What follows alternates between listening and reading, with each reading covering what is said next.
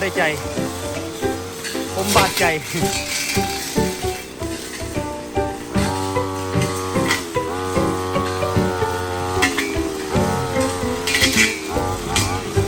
เมื่อยเติบไปได้หมดมือนะ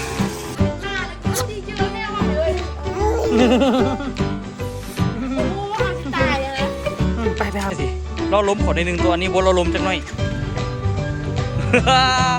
จะได้เสียงเลยตอนแรงทุกคนว่าถุงมือนี้เป็นมือหนึ่งที่พระเจ้ามาตัดหญ้าทุกคนคือว่าไว้สมควรเนาะมือนี้นี่กะเลยมาออกมาเบิ่งว่าข้าเจ้าตัดหญ้าฮอดใส่ละต้นใหญ่แล้วเรียบร้อยทุกคนเบิ่งต้นบอลต้นตันกี่โอ้คักโพดบาดนี้ตัวกะสิขีดแต่มีดนี่แหละกะขายยางฮอบนี่แหละตัวสิให้ต้นตาลขีดแล้วเพราะว่าตัวสิออกเดินทางเนาะฝากนั่นตัวขีดเห็นบ่น้อยๆฝากนี้เป็นต้นตาลขีดเบิ่งแบนเบิดนี่ล่ะเบิ่งตัวขีดน้อยๆฝากนี้ฝากห้วยเนาะแต่ว่ามื้อนี้เขาจะสิตัดบัดติเลยจัก6หัวทุกคนอันนี้พอนี่พอท่านตัวคิดว่าอีกโบดนก็คือสิแล้วละพอฝากนี้นี่มันบ่ได้หลายเนาะฝากตัวขีดนี่มันบ่ได้กว้างเฮงไว้ซั่นซะแต่ว่าอันนี้นี่สิตัดบนห้วยนี่มันจากยากเพราะว่าต้นไม้มันใหญ่เนาะเพื่อสิเอาเลื่อยมาเลื่อยให้บ่เลยจังได๋เพื่อสิไปเอาผ้ามาฟันให้บ่ฟันต้นไม้ใหญ่ให้กระดีให้กันแต่ว่าเอาจักแกงเลยกระดีนิดนึงตอนนี้ทีมงานเขาจะเอา1 2 3 4 5หัว6หัวกับตัวนี้เนาะกับเปลี่ยนกันนี่แหละบางคนเมื่อยกับพักผ่อนก่อนสินะบางคนทำไปสอบตัวใดก็ทำไปสอบไปแต่ว่าฟักนี่หลายหัวมานี่บึ้ดเดียวก็แล้วทุกคนตัวกับวุ่นวายกับการแปลงรถอยู่มัดมือนี่แล้วละ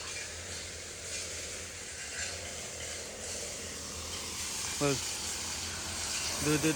คือตัดไปได้กอหนึ่งละเริ่มเข่ากอ2แล้วทุกคนไวสักขนาดหน่วยกูลงเลยมันหู้ไปสบายคักบัดนี่หยิบยางแลนบุ๊บตัวเลยนี่ แปลนเลยทุกคนเลย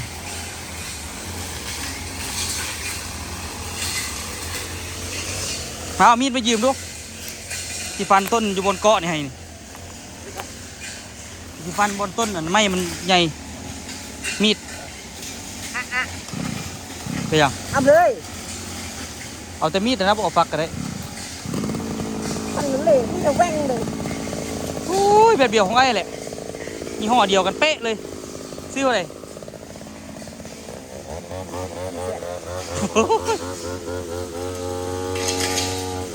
ซื้อใหญ่ซื้อยี่นี่เหรอฮะซ้ำแบบเดียวของไอ้เลยขนาดเดียวกันเป๊ะเลยเงินฮะเดี๋ยวที่ไปฟันต้นเพียวมันใหญ่ๆให้ไอ้ดำไปจักใส่ละกันแล้ววะตัวเข้าดีได้วะ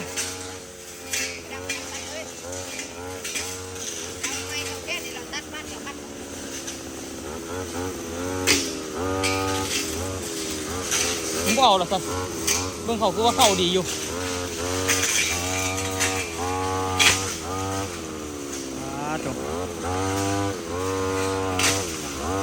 เป็นโลฮับตัดหญ้าส่วนยางของเราก็แล้วตัวนี้คนหลายปะดิ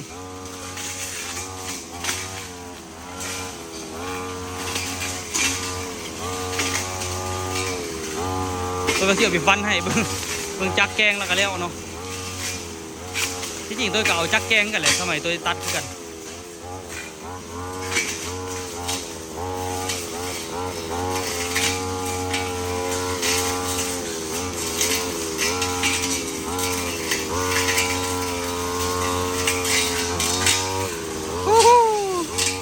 เห่ากันนะทุกคนเนาะไปเห่าเวียกกัน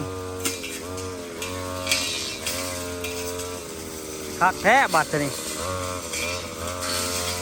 มันบ่มีตัวใดไปญาติสารอาหารพร้อมเนาะทุกคนบ่มีตัวใดไปญาติกินพร้อมเขาตัดปุ๊บแล้วมันบ่มีตัวใดไปดึงสารอาหารกับต้นยางกันนะมุ้ยผู้แข่งมาสั่นซะคือที่ออกดีบัดนี้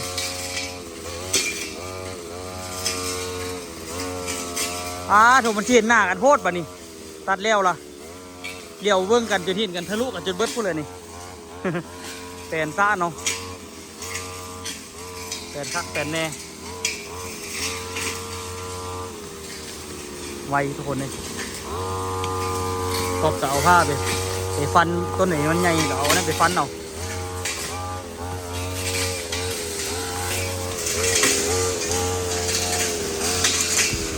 ตัวก็ที่ไปฟันนั่นแหละแต่ว่าเห็นแล้วอ่อนจักคือว่าเข้าดีซะเนาะ เลยไม่ได้ฟัน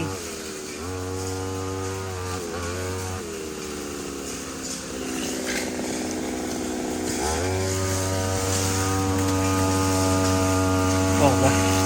ออกที่ได้ไปแปลงให้เรา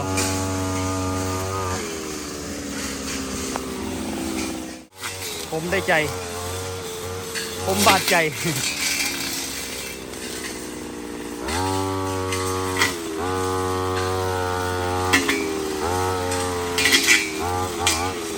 เมื่อยเติบไปได้หมดมือนะทุกมือเดี๋ยวนี้แล้วละฟังนั้นลุยต่อฟังนี้ไวโพด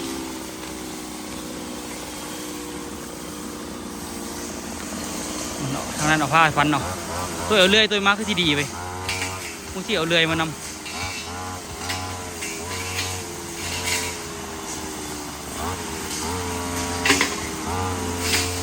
ครับไปเอาเลื่อยดีกว่าปะทันอยู่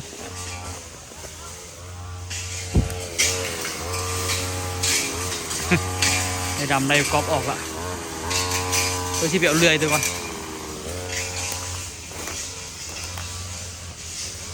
อยากได้หนทางดิส่วนต้นตาลมาคุดหนทางบ่ปะ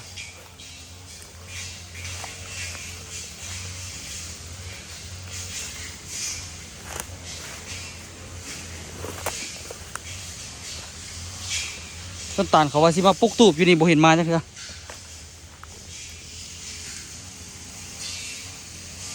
เอาดีบ่ยาเถอะเปลี่ยนใจละมีดมีโยเอามีดฟันเอาแป๊บเดียวนึงข้ามเกาะข้ามดอนทุกคนลองมุดต้นนั้นได้บ่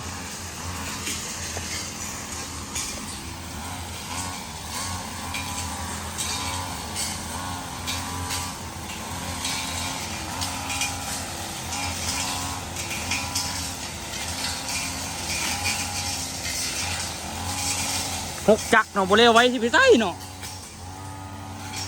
สมัยตัวเฮ็ด3 จักต้นตาลของตัวแล้วก็ของก๊อปมืดแล้วเนาะถึงที่นะมีแต่3 จักกับมืดแล้วแต่ว่าอันนี้นี่เบิ่ง6 จักเขาเจ้าบ่ได้มาเศร้าเลยเดี๋ยวก็แล้วละตายคักบัดนี้บ่มีปลาเข้าบ่มีปลาขี่แล้ว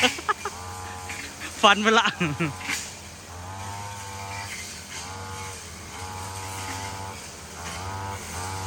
นี่ทุกคนต้นไม้กำลังเคลื่อนไหว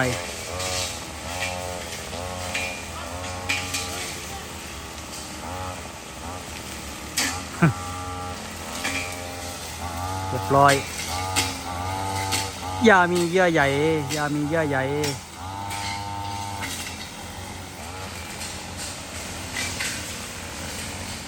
มันอยู่นะนี่ ไวขนาดตัวเดียวหนึ่ง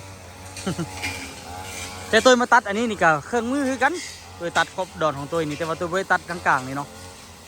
คันตัดก็น่าจะเบิดมืออยู่คันตัดคนเดียวได้ถามว่าเลี้ยวบอกก็เลี้ยวอยู่แต่ว่าเมื่อยอันนี้นี่หลายคนมันก็สบายไปเติมหนึ่งกับมวนพร้อมเนาะมีหลายคนมันบวงเหงาได้เรื่อง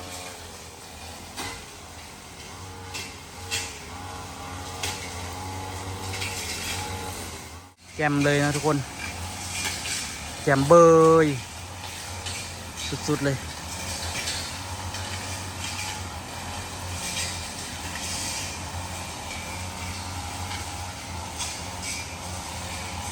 กลับปะนี่กายเครื่องแล้วทุกคนเพื่อเดียวเขาเจ้าเฮ็ดทำกัน6 คน 7 คนเนาะสวยๆกันอยู่ฮันแปลนโพดปะนี่ตัวอยากได้ทางรถจักรนะทุกคน รถจักรขี่ไปในฮอดเทิงมันคือที่สบายเนาะสมมติเขาเป้ได้แล้วเขาก็ขี่รถจักรลงมารถจักรมาจอดไว้ทำไหนทำนึงแล้วกลับไปเป้แล้วก็บัดลงมากับเป้ลงมาอีกคือสิบุเมื่อยเป้ยางก็ได้คันสมมติว่าได้ละเอารถคือรถไอ้ดำมันรถต่อพวงนั่นเนาะขึ้นมาถึงอุ้ยคือสิคักขนาดแต่ว่าคันเฮ็ดนี่น่าจะบ่ฮู้น่าจะเริ่มแต่พี่แหละขี่ฟืดมาพี่ขึ้นนี่ไปนี่ขี่แบบเสลี่ยงก่อนเนาะคนเสลี่ยงแล้วนี่เอามันจึงบ่สั่นแหงแต่ตัวว่ามันน่าจะคักอยู่เด้คันเฮ็ดก็ได้แต่ว่าต้องได้เอาจกมาขุดนะทุกคนเอาเสือกมาเล็งดีๆแล้วเอาจกมาขุดเนาะมันจังสิคักสำคัญนี่รถก็บ่อยากขึ้นบ่ได้แล้วมันมึนเนาะทุกคนยากอยู่ที่ไปคิดมาก็ได้ครับ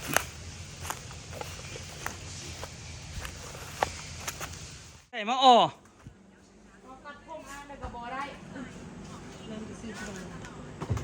บุตรน้องค่อยเอา11,000ไปดูไหมอันเดียวไปเชื่อมาไปตลาดนะลูก คักแห้งบ่โต แม่บ้านก็มากองก็มา เอาคำไปลองรถดูบัดนี้นะแปลงให้ละพอเราบอก 9,000 น้ำบานนี่ก็ลืมไปลืมมาเนาะ โอ้สวย โจ้โจ้ลูกไปใช่มาเอาลูกไปใช่มาลูกไปตลาดเนาะว่ะ เอานั่งซิเลยแม่ เนาะลูกไปโรงเรียนเนาะว่ะ แล้วเขาบอกว่าลูกจับดีๆเด้อต้องมันเน่งเด้อลูกไปโรงเรียน ไปเพื่อนนะว้าวเห็นมานะกูดีเจอแท้ว่ะเลยโอ้โหว่าเขาจะตายเลยนะ ไปหาไปตู้ไป เอาเทวนะตัวเลยเอาก้อนออกไปตลาดเนี่ย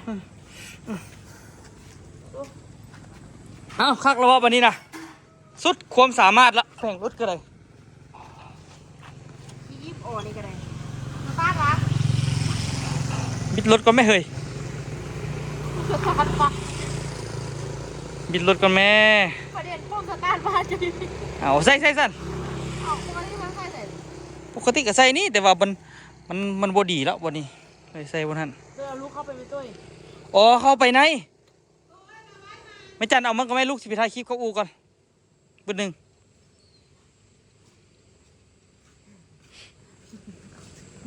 ไปดินไม้คุณ หน้าหน้อเดี๋ยวจะมือยังสิไปส่งก่อน ส่งยูนิเทลแม่สิเราล้มขอในหนึ่งตัวอันนี้บนเราล้มจักหน่อย เป็นยังไงเสียงเฮ้ย ยกขึ้นกระจกในจกว่า เสียงได้เรื่องอยู่วะแต่ว่าขอย่านคันลิงมันสิข้างหรือจะสิฮับบ่ได้ อ้าวเล่นอะไร โอเคอยู่วะ ก็ทำเกลือก็ได้อยู่ ไปดินนะพุ่นน่ะ ก็จะอันก็อยากกลัวเขาเล่นมันข้างเขาเล่นอะไร กับค่อยๆพ่นเท่านั้นเลยบิดไปหน้าก็ได้ก็เจ้าลองบิดไปหน้ามันคันลิงค่อยน่ะเอ๊ะลองเบิ้งลองเบิ้ง เยอะแยะเลย ลองก่อนเดี๋ยวเจ้าสิหลงแบบว่าหลงไปบิดไปหน้าเวลามันคันลิงข้างบิดไปอีกบิดไปรถ เห็นบ่ขอย่านเจ้าแบบว่าสิตกใจละสิเล็งไปทั้งหน้ามันกระจวดด้วยกันเด้ได้สองระบบในรถใครน่ะโอ้ยยังเราคอยใจดีคอยซีมอบรถคันนี้ให้เจ้า กูผีบ้านแล้วกูเป็นในรถ ฮะ มีรถผีบ้านทั้งนี้ โอ้รถน้ำมันก็ใช้เต็มทางให้ก้อนนี่นะใส่น้ำมันเต็มทางไปแปลงมาให้ครบเซตสตาร์ทได้เปลี่ยนหม้อไฟปาดทีโดปาดทีจบเลยปะนี่นะบ่ต้องได้บ่มีบนแปลงเลยครบเซตเลยแผ่นคาดก็บ่ได้เปลี่ยนบ่ได้เปลี่ยนทำบ่ได้เป็นแผ่นคาดทุกคน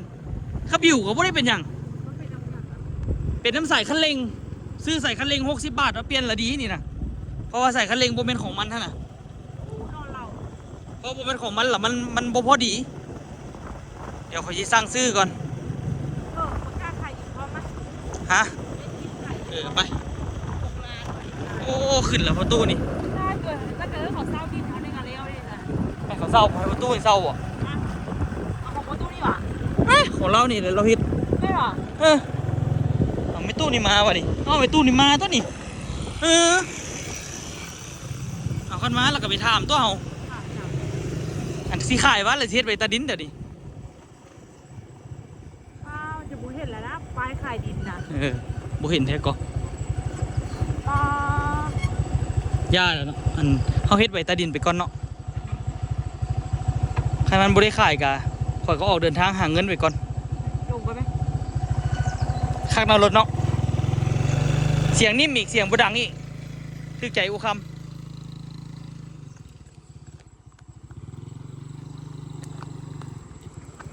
สิประกาศขายคันว่าบ่ได้ขายในช่วงที่ใบตาดินบ่ทันออกนี่กะ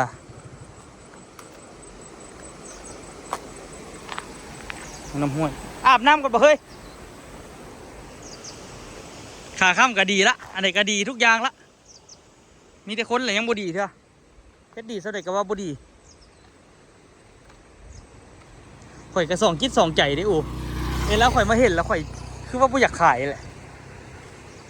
โกนคักกว่าเก่า อาบบ่เฮาเป็นตาอาบใช่ปะบ่คักแล้วได้ละวนในน้ำห้วยดิ มันนึงมาแปลงเบิ่งแล้วจกนี่เดี๋ยวนี้ป่านบ่ว่าคือเก่าเลย มันหินมันไหลคือ มันหินมันไหลเข้ามาคือเก่าดีแท้แล้วมันบ่ต้อง เพราะว่ายาก บ่ต้องจกยามันเพราะว่าถึงสิจกสำเร็จมันก็ตื่นขึ้นมาคือเก่าโอ้มีป่าอีกอู ว่ายิงส่วนเจ้าไปเฮ็ดป่าเขื่อนเขาอะนะเพราะว่าต้องได้เลยเขาเข้าไปในป่านอกอะนะรอมึงบอก ลองก็ลองค่อยๆว่ามันคำว่าใส่เนี่ยใส่เบ็ดปลากั้งนี่คือกว่า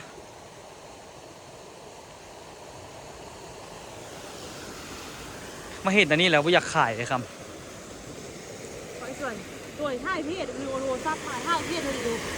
ตายกลับไปเอาไหมไปอยู่นี่ท่า ท่ายเพศนะครับ เขาสิเฮ็ดไว้ตะดินแล้วก็นี่ ก็ไปโรซับมาท่ายเพศ คำเขาขายตัวลักษาเอ็ดอะบอกละจงตัวนี้เมียนตัวนี้มันก็เป็นซื้อเขา2 คนดิบ่ต้องย่านที่ว่าข่อยสิฮุบเอาคนเดียว จากเอกของลอยไปล้างคนขาย เอาเขาก็ตั้งราคาเอาแล้วเนาะไปเบิ่งดีๆเบิ่งไทยฮุบดูโธ่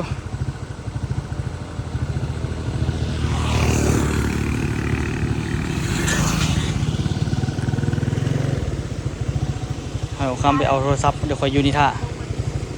คักแท้ตอนนี้ไม่ตู้เลยก็มาโอ้คำระวังเขาเจ้ามาซื้อดินบุจักหัน ไปว่าไปทำกันวะ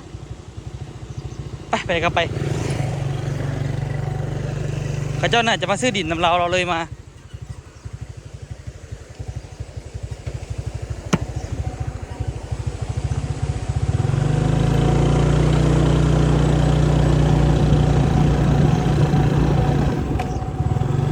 คือที่หลายคนอยู่มาซื้อหันเขาเจ้าเลยมา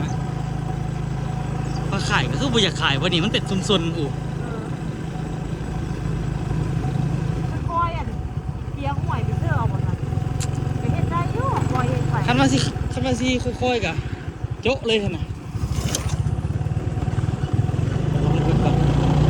พอดีมาเฮ็ดไปตะดินแล้วก็แล้วเนาะ เอาจอดไหม จอดไหมเอาลบมือก่อนไหม แม่พูด แม่นอ่ะอันนี้เขาปลูกยางหมดละขนาดดินแล้วนี่เขายังปลูกดินเขาดูป่ะนี่ ที่เขาก็มอดที่ว่า บอลพอต้นบอลเขาจะจอดรถกับแมนแล้วเขายังงงอยู่เขาเจ้าเฮ็ดทางเข้าตอนนี้แหละสมมติว่าเขาเจ้าเฮ็ดหัวเด้ทางเฮานี่เขาเจ้าสิเอารถเข้าจังไดจะได้คิดไรบ่ ที่เธอจะยาวว่าที่นี่ พี่เละซ้ำกบบางอย่างเขาแล้วเบิ่งอันนี้ดูเขาเฮ็ดเทือนเสร็จละขายคันสมมุติขายได้ละกะ เห็นแล้วก็รู้สึกอีตุ่นเลยก็สิหาเงินซื้อได้ ตัดสินใจแล้วเดิคันว่าฮะ2 จิต 2 ใจอยู่หั่นบ่ได้มื้อนึงเขาบ่ซื้อมาก็ยุ่งอีกมื้อนึงขายบ่ได้ผัดอยากขาย หรือว่าสิค่อยๆเก็บเงินเฮ็ดเอา บ่ค่อยดอกบ่ค่อยละอันนี้นี่ก็ยามันเอาไว้แล้วเจ้าสิเอาไว้หยังเอา เก็บไว้ อันนี้ต้องเป็นได้คันมาเห็นแล้วก็บ่อยากขายลีลาขนาดลงแล้วไม่ลดนะ เอา ข่อยอุตส่าห์ยันลงเจ้ากระค้ำมาอยู่นั่นแหละ พยามันนี่ นี่เห็นบ่กระย้อนเจ้าบ่ลงนี่แหละมันเห็นบ่นะลงแล้วไหม โอ้ยเนาะ ลักอยู่นี่ไปใส่ละ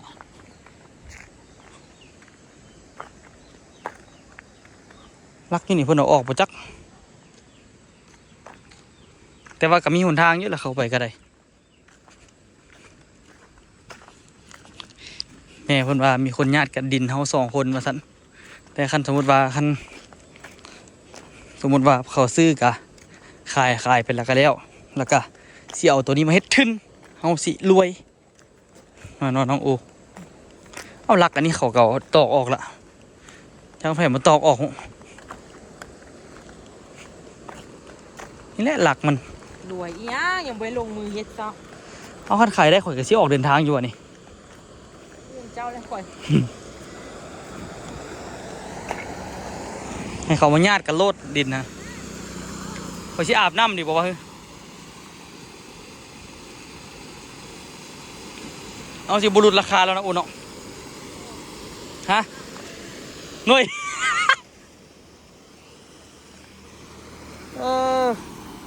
ดินงามบัดนี้ติดห่วยติดอย่างบนอาบน้ำบอกคักยาเขากับมาอาบได้โมเมนต์เขาบ่มีดินเขากับมาอาบได้คือกันนี่แหละทุกคนดินเขาที่ของเขากับตัวสีได้มันมานะทุกคนเนาะเมื่อเพิ่นตัดมีทางเข้าทางออกสะดวกสบายคือยังสมมติตอนนี้นี่คันเขาอยากเฮ็ดอย่างเขาเอาท่อมาใส่แล้วก็ถมก็ได้คือกันเอาดินมาถมทั้งหน้านี่เกียร์มันเกี้ยงดีๆงามๆปัดโถงามโพดปัดนั่นนะลงไหมครับ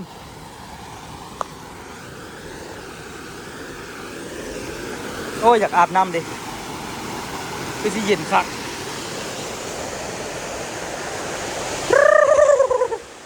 น้ำมาไกลหลายมีบนนางอีก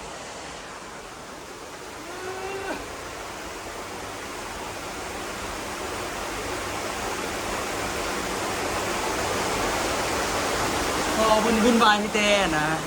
น้ำห้วยนี่แต่ละมือมีบนนางเซาสบายอีกเนาะบนดินน้ำลาวกันมีความสั้นของรถที่ไกลไปไกลมาแต่ดึดๆเลยผมมาใส่ทุกคนเบิ่งใครอยากอาบน้ำมาเด้อใครอยากลินน้ำเดี๋ยวสิพามาลินน้ำหัวอีอ่ำแต่ละปีกับบุขึ้นจากมาดอกพ่อเพิ่นมาเฮ็ดดีๆแล้วก็อยากมานั่งลินซิวๆอยู่นี่โอ้โคตรแจ่ม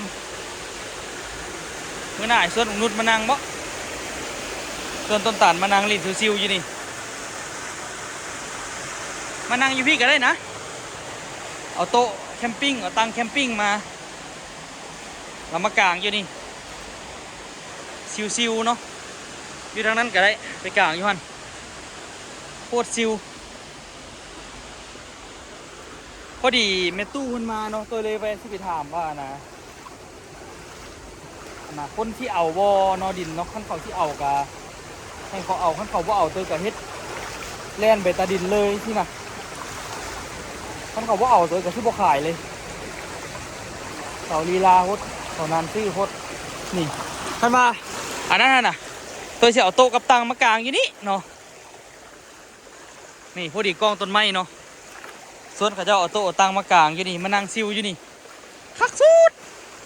แต่ว่าเอามาหินมากันบ่ให้น้ำมันผ่านมานี่ซิวอยู่นี่ว้าถูกคือสิคักขนาด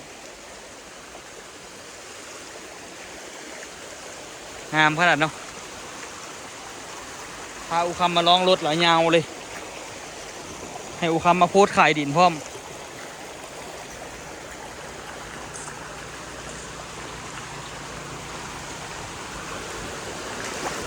เจ็บเต้าเหลือเกินมันมีหมักหินทุกคนเจ็บ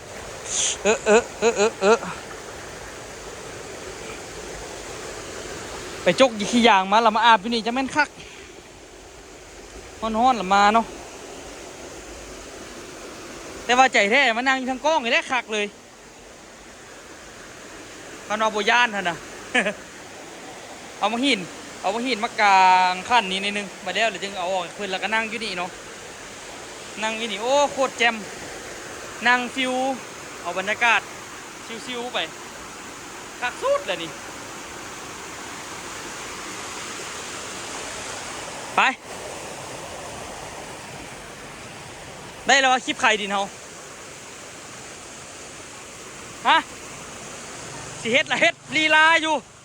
ถ้าเขาสิซื้อละลีลาถ้าเขาบ่ซื้อเขาจะขาย เฮ็ดที่ยังเขาสิมาซื้อเฮ็ดคลิปเพื่อนเนี่ย เฮ็ดรูดให้เขาจะญาติกันเฮ็ดให้เนื้อหอมเลยตัวคันเฮาขายได้เองเขาก็บ่เสียค่าในหน้า คันเฮาขายได้เองเด้คันเฮาพึ่งเขาเจ้าขายเขาก็เสีย10 ล้านเฮ้ยหลงเบาโอ้เพิ่นเลยเพิ่นดึงไฟได้แล้วได้นี่โอ้มีกงเตอร์ของเพิ่นเองเลยได้นี่ แล้วก็เสียดาย ก่อนหน้านี้เพิ่นน่ะดึงไฟนำเขาเจ้าพุ่นอันนี้ยังดึงไฟเพิ่นอยู่ ใช่แปลว่าเป็นซอดแปลว่าดินเฮามันอยู่มองนี้แล้วมันก็ เจ้ากระทายเองตัว เอาเขายังจะถ่ายมันไกลน้ำห้วยเลยสินะ กระทายเจ้า คอย เฮ้ยนี่ปะ สบายดีทุกคนมื้อนี้สิพาทุกคนมาเบิ่งดินเนาะทุกคนเนาะอันนี้จะเป็นดิน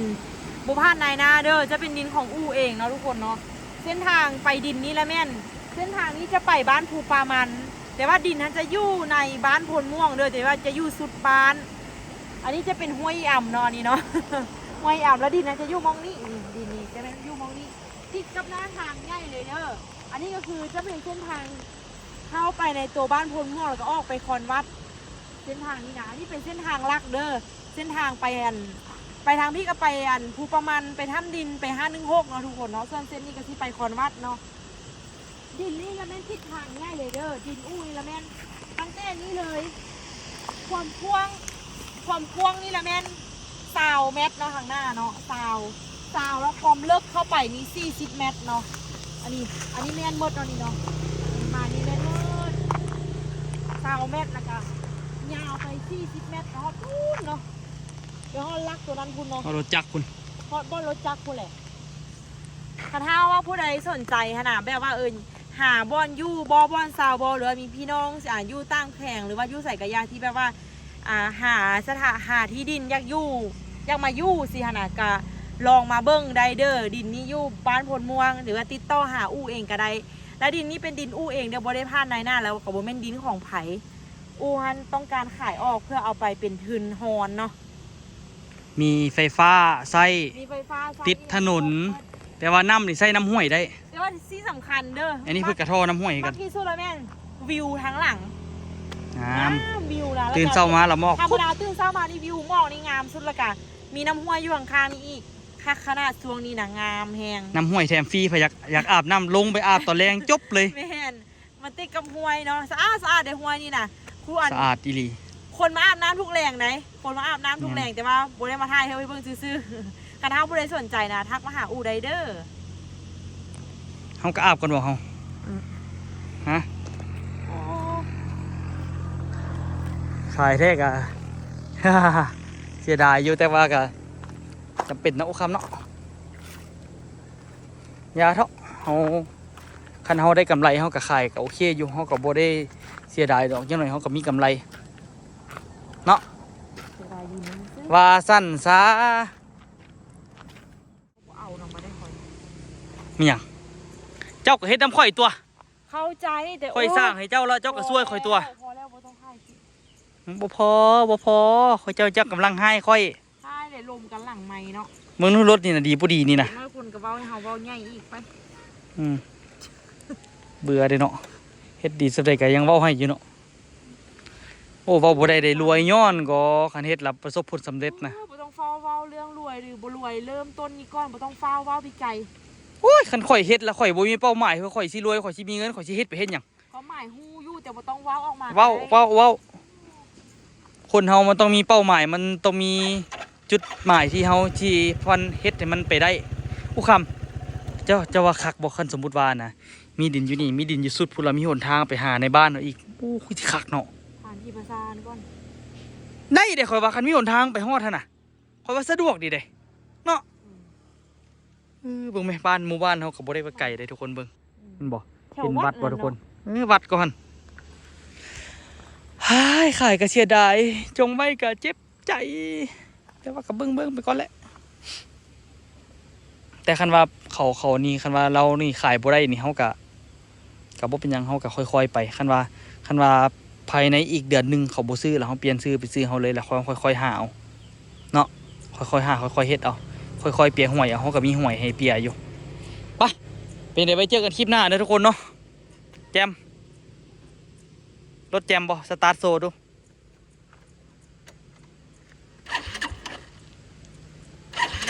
โอ้คักอะลีเฮ้ย